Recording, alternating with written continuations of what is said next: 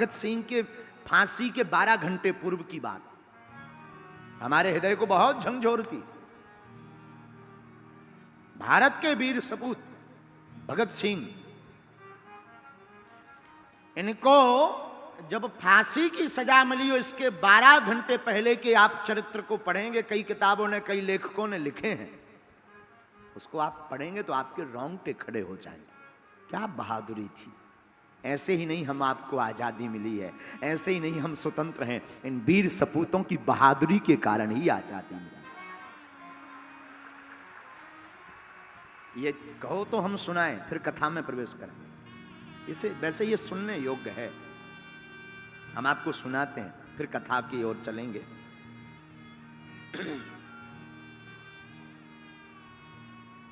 भगत सिंह, सुखदेव और राजगुरु तीनों लाहौर के सेंट्रल जेल में बंद थे। तारीख थी 23 मार्च 1931।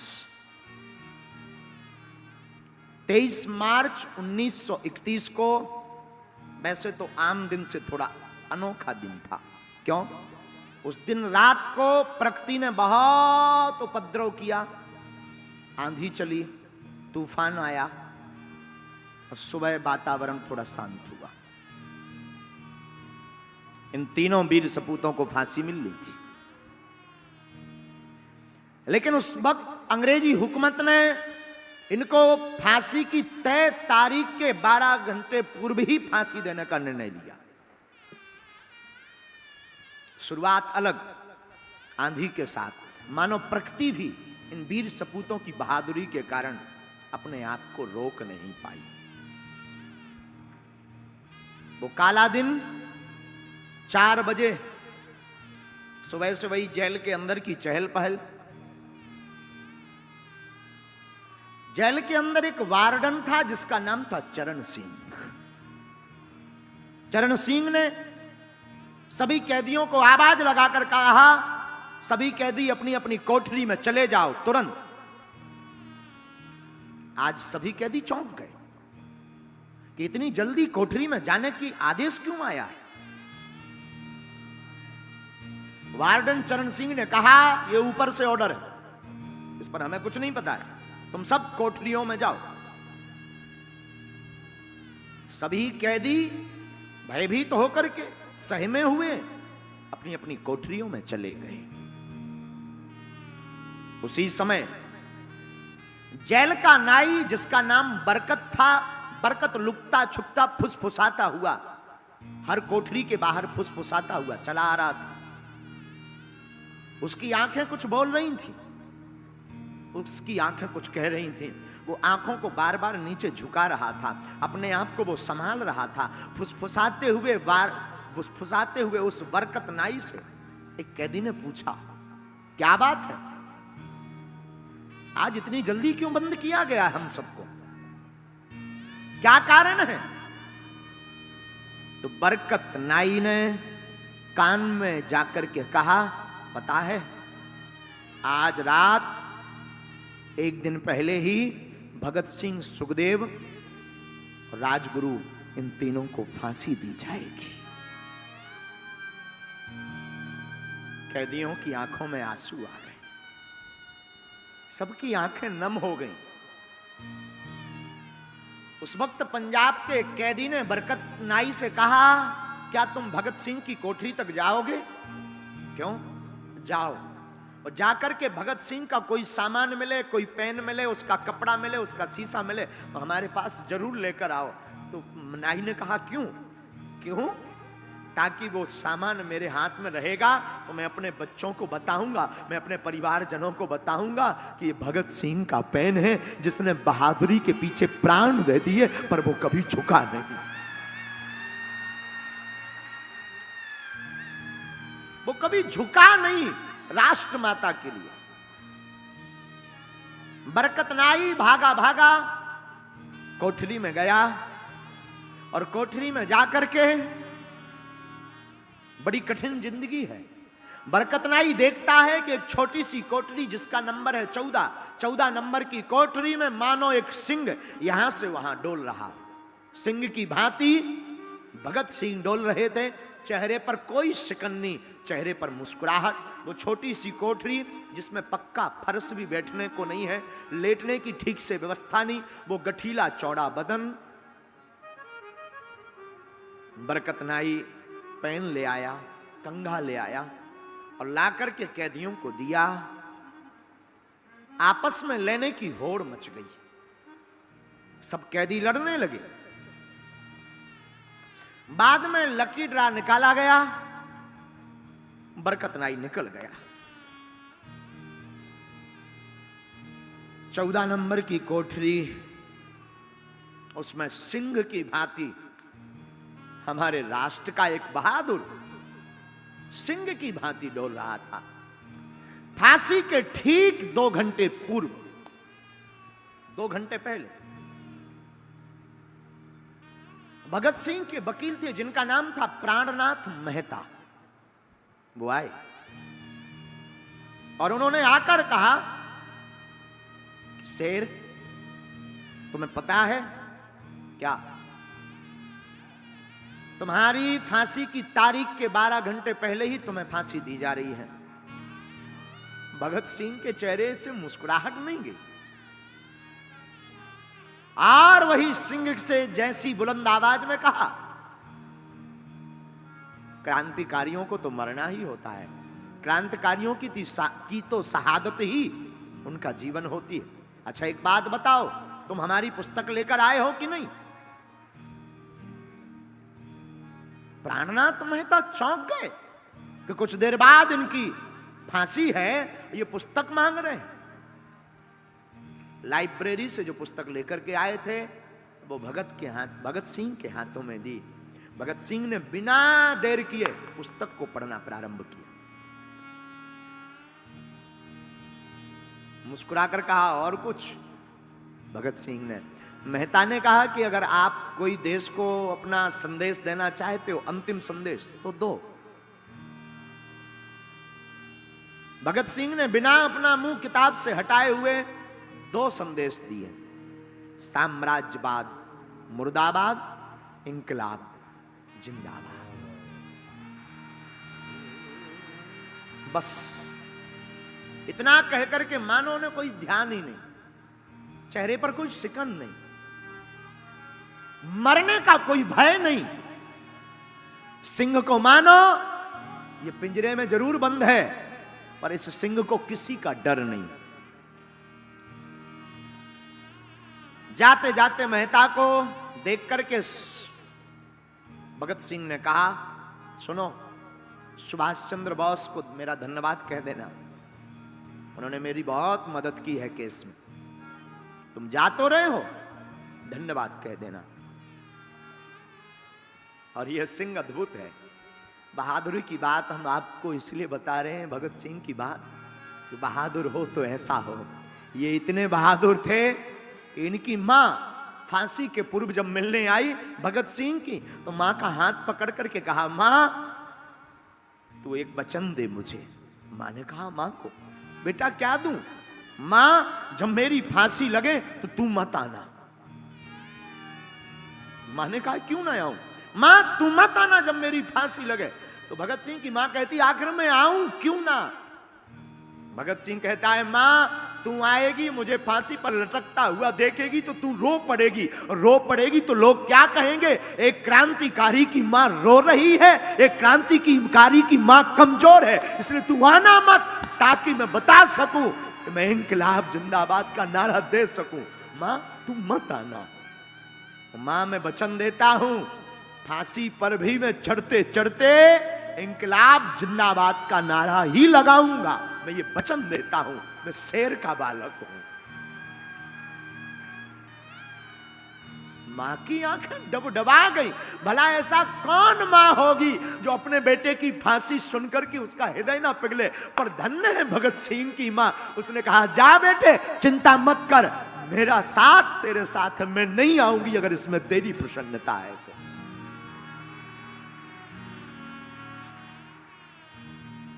ये बहादुरी की बात है मेरे साधुओं। मां को भगत सिंह मिले। मेहता जो वकील थे वो अन्य राजगुरु सुखदेव आदि को भी मिले। जेल अधिकारी को समय का पता लगा कि 7 बजे फांसी देनी है, तो जेल अधिकारी ने खबर भेजी, भगत सिंह आपको मृत्यु के 12 घंटे पूर्व ही, आपकी फांसी के 12 घंटे पूर्व ही आपको फांसी दी जा रही। कुछ नहीं कहा, किताब पढ़ते रहे। भगत सिंह के जेल में एक सफाई कर्मचारी था जिसका नाम था बेबे। बेबे से कहा भगत सिंह ने, बेबे मैं चाहता हूं कि मैं फांसी के पूर्व अपने घर की अपनी मां के हाथ का बना हुआ भोजन करूं, क्या तुम मेरी ये इच्छा पूर्ण करोगे? बेबे ने कहा हां। बेबे गया तो घर से भोजन बनाकर तो लाया, लेकिन कर्मचारियों ने प्रवेश नहीं करने दिया। कर्मचारियों ने रोक दिया। तीनों को बाहर निकाला। शाम के 5 बज रहे थे। तीनों को बाहर निकाला, आखिरी स्नान करवाया। जैसे ही तीनों बाहर निकले, एक दूसरे के हाथ पकड़े भगत सिंह, सुखदेव और राजगुरु ने, और धीमी धीमी गति के साथ नहीं, बड़ी बुलंद आवाज में तीनों कहने लगे, कभी वो दिन भी आएगा, आजाद हम होंगे, ये अपनी जमी होगी, अपना आसमां होगा।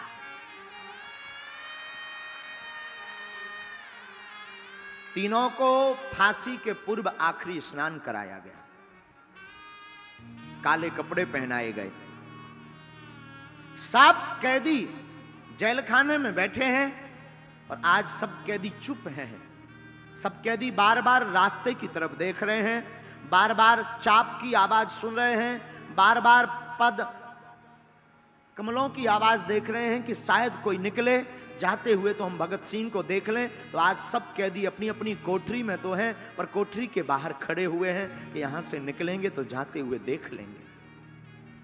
और इतने में सभी अधिकारी भगत सिंह, सुखदेव और राजगुरु तीनों ने एक दूसरे का हाथ पकड़ा और फांसी के लिए चल पड़े। काले कपड़े पहनाए गए और जैसे ही जोर जोर से बूट की आवाज आने लगी तो सब कैदी सहम गए और सब कैदी एक दूसरे की तरफ देख करके बाहर की तरफ देखने लगे। और हमारे भारत के शेर तीनों ने एक दूसरे का हाथ पकड़ा और डरे नहीं, सहमे नहीं, रोए नहीं, और तीनों हाथ पकड़ करके कहते हैं, सरफरोशी की तमन्ना अब हमारे दिल में है, देखते हैं दम कितना बाजुए कातिल में। कैदियों की आंखों में आंसू आ गए। कैदियों की आंखों में आंसू आ गए, सब रोने लगे, सबकी आंख भर गई। इंकलाब जिंदाबाद के नारे लगाते तीनों शेर चल पड़े। मां को वचन दिया था तो मां नहीं आई।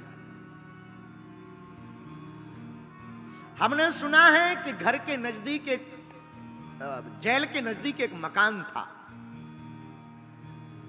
कहते हैं कि जब भगत सिंह को फांसी लगी तो वो इतना जोर से इंकलाब जिंदाबाद चिल्लाए कि उस घर में वह आवाज गूंज गई थी और दरवाजे खोल करके वो बाहर तक निकले थे। कितना जोर से चिल्लाया कौन।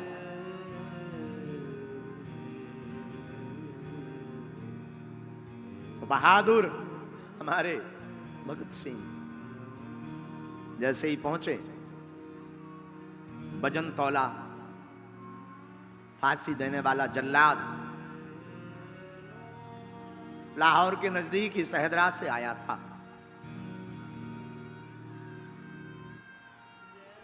इनके मुख पर काला कपड़ा नहीं डाला गया और तीनों से पूछा कि सबसे पहले कौन जाएगा। राजगुरु ने आगे बढ़कर के हंसते हंसते फांसी के फंदे को चूम कर गले लगा लिया बारी बारी से तीनों ने फांसी के फंदे को गले लगा लिया। लेकिन वाहरे बहादुरों न रोए न घबराए, इंकलाब जिंदाबाद कहते हुए भारत माता के लिए अपने प्राणों की आहुति दे दी। भारत माता की जय बोलते प्राणों की आहुति दे दी। और हमने सुना है उस जेल का वार्डन चरण सिंह ने जब इस फांसी को देखा तो मध्यम कदमों के साथ वो लड़खड़ाता हुआ अपने कमरे तक गया और पहली बार अपने जीवन में वो 1.5 घंटे तक रोया, क्योंकि 30 साल के करियर में उसने हजारों लोगों को फांसी पर चढ़ते देखा, पर पहली बार एक ऐसे बहादुर को फांसी पर चढ़ते देखा कि चरण सिंह का हृदय पसीज गया। पहली बार किसी बहादुर को देखा। आंख डूब गई, रोते रहे। ऐसी हमें आजादी नहीं मिली मेरे पागलों। ये राष्ट्र कथा सुनाने नहीं हम आपको आए हैं, हम आपको आपकी जिंदगी के बारे में, इस कथा के बारे में बताना चाहते कि राष्ट्र भक्ति क्या होती है। अपने प्राणों को हंसकर के न्यौछावर कर दिया है एक शेर ने। बहादुरी ये होती है जिंदगी में। तुम भी अगर संकटों से लड़ना चाहते हो तो मेरे पागलों, बहादुरी मत छोड़ना, कायर मत बनना। सनातन के लिए, हिंदुओं के लिए और मानवता के लिए हमेशा शेर बनकर के आगे खड़े रहें।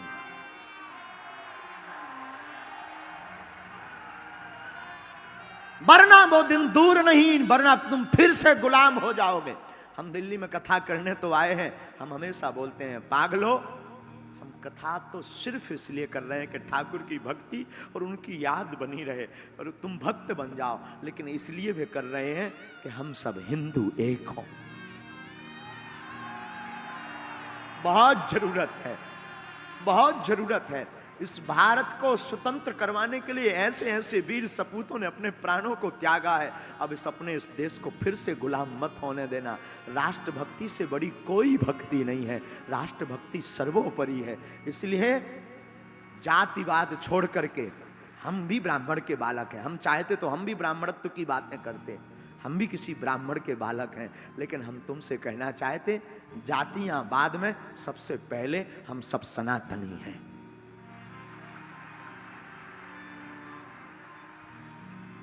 और इसकी शुरुआत आपको करनी पड़ेगी। धन्य है बहादुर भगत सिंह, धन्य है इनकी बहादुरी, धन्य है इनकी राष्ट्रभक्ति।